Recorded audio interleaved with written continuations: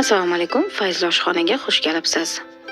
Bu safar sizlarga kruassanni bulochkalarini oson usulda tayyorlashni ko'rsatib beraman.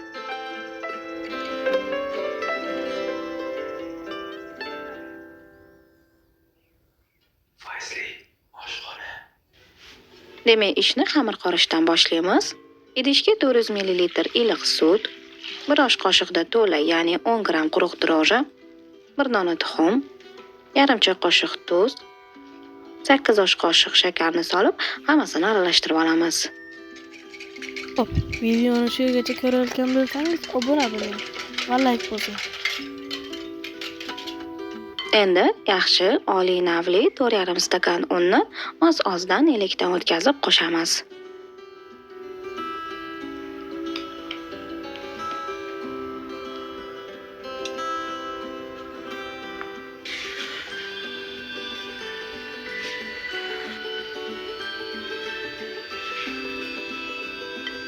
Orada yarim stakan o'simlik yog'ini ozginadan qo'shib, yumshoqqina qo'lga yopishar-yopishmas, lekin suvi yo'q xamir qorishimiz kerak.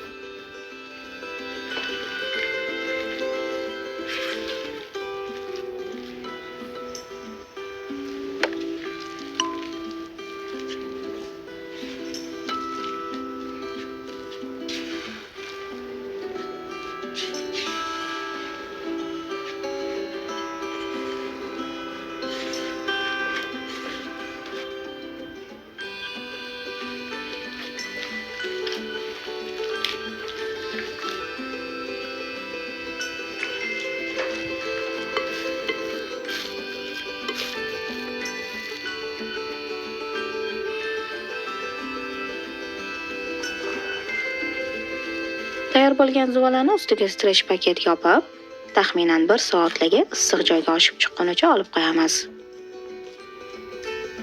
Mana vaqt o'tib, xamirimiz juda ham zo'r oshib chiqdi. Buni endi 15-16 ta teng bo'laklarga bo'lib, zuvalachalar yasab chiqamiz.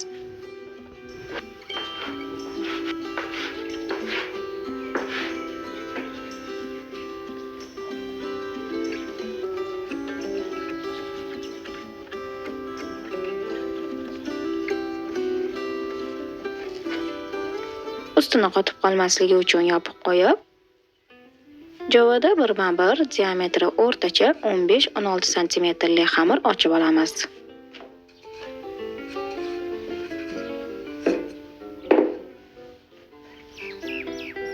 Bu xamirlarning ustiga xona haroratidagi yumshoq 150 gram sariyog' yoki margarinni oz-ozdan surib, ustma-ust taxlab chiqamiz.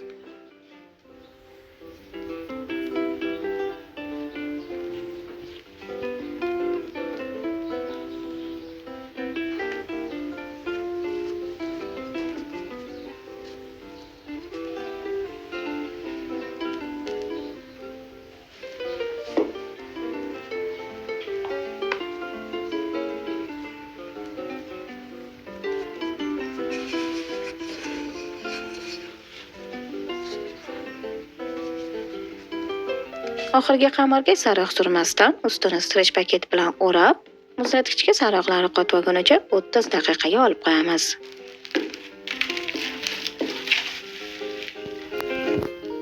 Xamir muzlatgichda qotib oldi. Endi uni unlangan stolga qo'yib, jovada qattiq bosmasdan yupqaro qilib ochib olishimiz kerak bo'ladi.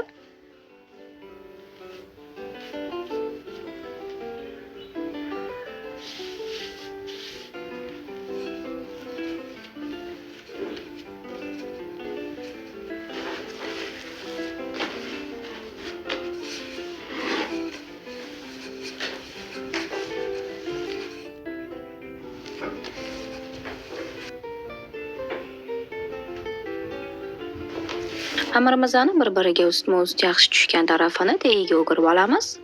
Shunda ustma-ust tushmay qolgan tarafi ichiga o'rab yuboriladi va bulochkalarimizning usti tekis bo'lib chiqadi.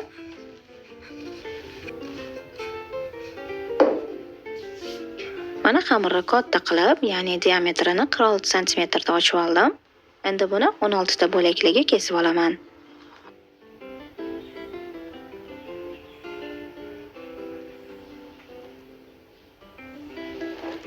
Kesilgan bo'laklarni katta tarafini o'rtasidan shunaqa ozgina kesib olamiz va xamirlarni cho'zib rogali ko'rinishda tugamiz.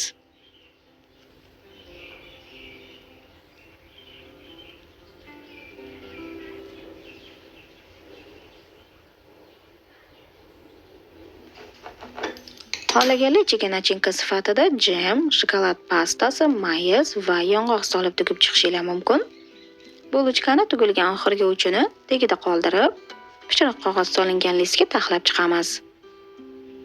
Ustiga selofan paket va sochiq yopib, ozgina oshib olishi uchun 15 yoki 20 daqiqaga xonada qoldiramiz.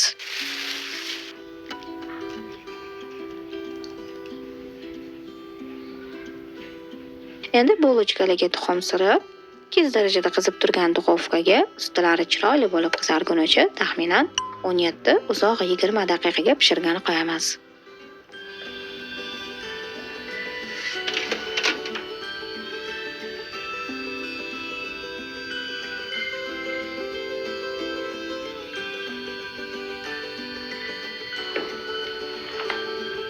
Mana bir-biridan chiroyli, juda ham mazali kruassanlarimiz ham tayyor bo'ldi. Ushbu usul sizga ma'qul kelgan bo'lsa, albatta tayyorlab, oila a'zolaringizni xursand qiling.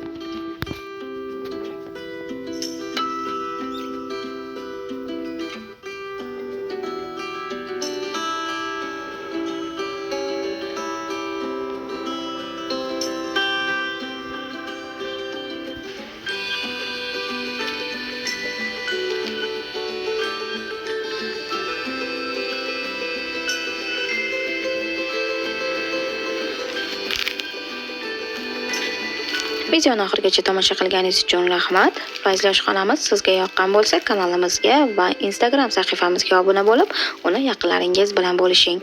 Keyingi video retseptlarimizda ko'rishguncha, xayr, salomat bo'ling.